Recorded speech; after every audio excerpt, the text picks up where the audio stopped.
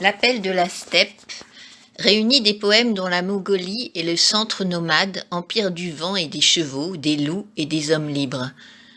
Tour à tour lyrique et épique, l'appel de la steppe célèbre à la fois une façon de vivre et d'écrire, célébrant l'union de la terre et du ciel, des hommes et de la nature. De Pascal Hérault. Extrait. Vertige horizontal.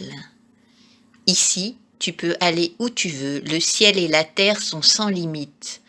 Tu peux aller où tu veux et même te perdre définitivement dans les confins de la steppe au pelage de chat, avalé par le vertige horizontal, tombant de haut sans jamais bouger d'un pouce, te noyant dans un océan d'azur, une tempête d'herbe haute, avec le vent assourdissant, emportant le moindre mot, avant qu'il ne sorte de ta bouche. Ici, tu ne trouveras rien à ta mesure, sauf quand tu dormiras dans la yourte parfumée au charbon et aux soins de moutons, et décorée de coffres en bois peints aux motifs bouddhiques, avec les enfants qui se chamaillent sous la couette, un couple qui s'enlace, et peut-être une petite vieille qui tire sur sa pipe argentée tout en jouant sur son accordéon une vieille complainte du temps de Gengis Khan ou un air de l'Armée rouge. Ici, dès que tu mettras le nez dehors, ton nez tombera de lui-même, sur le sol gelé et dur comme le granit. Le loup emportera ton nez et le donnera en pâture à ces petits si doux aux dents de cisaille. Inutile de protester, les loups ne rendent jamais rien.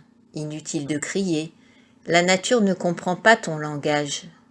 La nature n'est pas un jardin comme chez Voltaire. Ici, les hommes ne sont pas au-dessus des bêtes. On leur prête allégeance avant de les manger et on leur rend hommage de cette façon en les mangeant. Les hivers sont si rudes et si rares les dangers. On remercie le mouton d'avoir offert sa vie et son lainage si doux à ceux qui doivent rester en vie pour élever le troupeau. Ici, tu peux entrer chez qui tu veux, à condition de passer la porte du pied gauche et de te montrer humble, silencieux, mais jamais soumis. On te tendra un bol de thé fumant, une rasade de vodka, et de quoi te sustenter jusqu'au prochain voyage. On ne te demandera pas tes papiers, on ne posera pas de questions, car tu seras la réponse à des siècles d'hospitalité, et cela vaut bien que tu te taises un peu. Ici, tu prendras ton temps quand il n'y aura rien d'autre à faire, contempler les bêtes qui boivent à la rivière, te rouler dans l'herbe comme les chiens, te saouler à la lune autour d'un bon feu, mais pour cela il te faudra aussi monter la yourte avec ceux qui t'ont accueilli, couper du bois dans la neige, rassembler chèvres et moutons, yarks, chevaux dans leur enclos et tuer la bête malade sans trembler. Ici, tu peux bomber le torse, jouer au héros, mais pas pour longtemps. Tu trouveras toujours plus fort que toi. Des types torse nu qui se battent par moins 30 degrés juste pour s'amuser.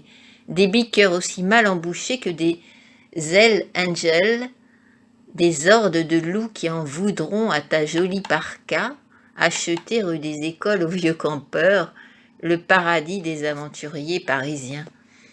Ici, tu peux te trouver ou te perdre, te grandir ou t'avilir, t'aimer ou te haïr, crier de joie ou prendre les jambes à ton cou.